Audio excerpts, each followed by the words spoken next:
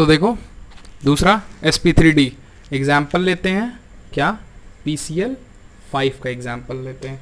Central atom पता की क्या मिल गया, पता किए फॉस्फोरस मिल गया। एटॉमिक नंबर होता है 15, electronic configuration 1s2 2s2 2p6 3s2 जोड़ तो जाओ 10 3s2 3p3 पता चल गया। अब चूंकि कॉम्प्लेक्स कंपाउंड नहीं है इस वजह से ऑक्सीडेशन नंबर नहीं निकालेंगे। P आखिरी वाले S का वो डब्बा बनाओ, S में 2 इलेक्ट्रॉन रखे होगे और फिर ये P का बना दो 3 डब्बा 3 इलेक्ट्रॉन 1 2 3 इलेक्ट्रॉन। फॉस्फोरस को जोड़ना कितने के साथ है, 5 के साथ। दिख कितने रहे हैं, सिर्फ 3 अनपेयर्ड इलेक्ट्रॉन। करना पड़ेगा क्या, इसको क्या करना पड़ेगा 5, इसकी वैलेंसी 3 से 5 बढ़ानी पड़ेगी। 3 से 5 बढ़ाने के लिए इसके बाद का भी बना लेते हैं डब्बा। तो देखो 3s में 2 इलेक्ट्रॉन, P में 3 इलेक्ट्रॉन, फिर ये क्या आ गया तुम्हारा 3d।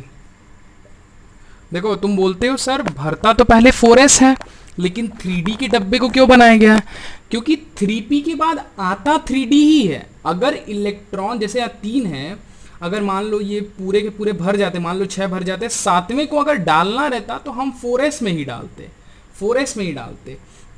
लेकिन चूंकि यहाँ इलेक्ट्रॉन को डालना नहीं आता तो 3p के बाद 3d ही है। शेल जो है वो मान लो अगर ये 3s है तो ये 3p होगा, 3p के बाद बनेगा 3d, फिर आता है 4s। अब ऐसा नहीं है कि यहाँ तुम्हारे 3d की जगह 4s होता है और 3d पीछे होता है, नहीं, होता बाद में 4s ही। लेकिन जब इलेक्ट्रॉन भरने आते हैं तो इसको वैकेंट छोड़ के यहाँ भाग जाते हैं क्योंकि इसकी एनर्जी कम होती है, इस वजह से 3p के बाद आता तो 3d, तो डब्बा 3d का ही बनेगा। बस यही समझाना चाह रहे थे हम। अब देखो क्या करना है, 5 वैलेंसी दिखानी है, एक्साइट करेंगे, s वाले इलेक्ट्रॉन को क्या भेजेंगे, d में भेजेंगे सीधे। तो यहाँ पे कितना हो जाएगा 1 इलेक्ट्रॉन, यहाँ पे कितना हो जाएगा तुम्हारा 1 2 3 इलेक्ट्रॉन, और इस वाले में 1 2 3 4 1 इलेक्ट्रॉन यहाँ। अब देखो 1 2 3 4 5 अनपेयर्ड इलेक्ट्रॉन है, 5 क्लोरीन के साथ चाहिए था, ठीक है। ये कौन सा था, ये S था, ये P था, ये D था। S कितना लिए, S हम लोग 1 लिए, P कितना लिए 3 लिए, और D में कितना है, D का कितना डब्बा लिए, 1 डब्बा लिए। तो sp3d नाम का 5 हाइब्रिडाइज्ड, अरे सॉरी, S 1 लिए, P 3 लिए और D 1 लिए, तो sp3d नाम का 5, टोटल जोड़ो 3 + 1 + 1 5, मतलब sp3d नाम का 5 हाइब्रिडाइज्ड ऑर्बिटल बनेगा, 5 हाइब्रिडाइज्ड ऑर्बिटल बनेगा। मतलब जो पहले हम उसको 3s कह रहे थे, अब उसको हम लोग क्या बोलेंगे sp3d। जो P का 3 डब्बा था उसको हम क्या बोलेंगे sp3d, sp3d, sp3d। और D का जो एक डिब्बा था उसको क्या बोलेंगे sp3d, और बाकी के 4 डब्बे अलग हो जाएंगे अपने आप, ठीक है, ये d ऑर्बिटल्स होंगे। तो अब ये चारों पांचों के पांचों क्या है, सेम एनर्जी। तो यही जो होता है, यही जो वैल्यू आती, कितने डिब्बे हम ले रहे हैं, इसी को क्या बोलते हैं हाइब्रिडाइजेशन, इसी को क्या बोलते हैं हाइब्रिडाइजेशन। तो ये तुम्हारी होती है। तो देखो अब तुम्हारा ये हो गया। अब इस वो लोग बोलते हैं इसका शेप क्या होगा, सर शेप बता दीजिए।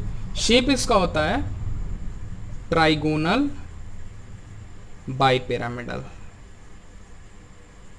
क्या होता है, ट्राइगोनल बाइपिरामिडल। जिसका भी अगर कॉन्फ़िगरेशन sp3d आएगा उसका क्या हो जाएगा शेप, ट्राइगोनल बाइपिरामिडल। शेप देख लो जल्दी से फिर ख़त्म करते हैं। शेप इसका कुछ ऐसा होता है, 3 जो होते हैं वो इस प्लेन में होते हैं,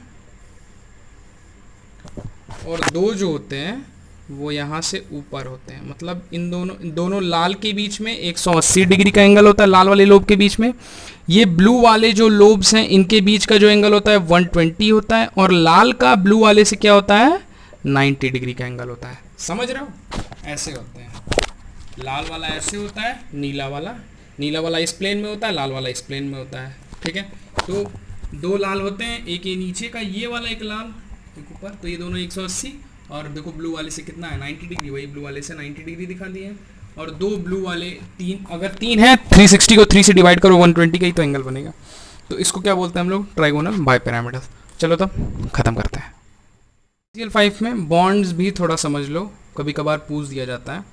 जो हम ये तुमको फिगर बनाए थे अभी ऐसे करके, ठीक है, इसमें जो इस प्लेन में ये तीनों बॉन्ड्स होते हैं इनको क्या बोला जाता है? Equatorial bonds. क्या? Equatorial bonds. और जो ये लाल वाले हम बनाए थे तुमको, इनको क्या बोला जाता है? These are called as axial bonds. Equator, धरती की सतह को क्या बोलते हैं? इक्वेटर। धरती ग्लोब में देखोगे तो धरती जहाँ पे है उसको एकदम जो ग्लोब के बीच का होता है उसको क्या बोलते हैं? इक्वेटर। इस वजह से जो बीच में एंगल निकला, बीच में बॉन्ड निकला उसको इक्वेटोरियल बॉन्ड, और जो ऊपर नीचे उसको एक्सियल बॉन्ड। एक्सियल बॉन्ड्स की जो बॉन्ड लेंथ होती है,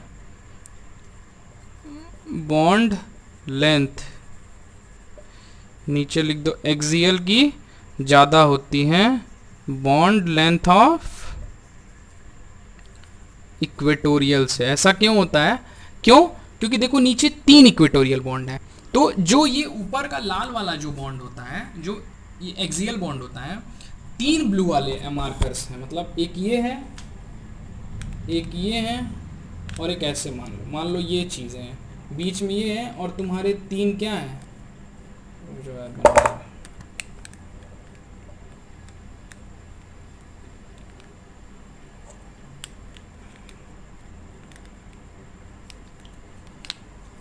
सॉरी यार, देखो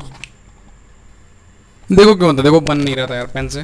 देखो होता क्यों है, इस वजह से होता है क्योंकि इक्वेटोरियल बॉन्ड्स 3 हैं, तो इन 3 की वजह से इस एक्सियल पे देखो 3 के 3 बॉन्ड्स क्या है? रिपल्शन का फोर्स लगा रहे हैं। ये भी क्लोरीन है, ये भी क्लोरीन है, ये भी क्लोरीन है, ये भी क्लोरीन है, यहाँ पे ये 3 क्लोरीन जो इक्वेटोरियल बॉन्ड्स पे हैं वो मिलकर के एक क्लोरीन को फोर्स लगा रहे हैं, रिपल कर रहे हैं, और नीचे वाले क्लोरीन को लेपर कर रहे हैं। इस वजह से ज़्यादा दूरी है, ज़्यादा दूरी एक्सियल बॉन्ड की, इस वजह से लेंथ, बॉन्ड लेंथ ज़्यादा। और इधर देखो इक्वेटर में, एक्सियल में क्या है? सिर्फ 2 ही क्लोरीन है जो मिलकर के इन तीनों पे फोर्स लगा रहे हैं। इस वजह से थोड़ी बॉन्ड लेंथ इन समूह की कम होती है इन दोनों के कंपैरिजन में, बस। और बॉन्ड लेंथ, बॉन्ड एंगल तुमको हम बता ही दिए हैं, तो ऐसा कुछ बचा नहीं है इसमें बताने को।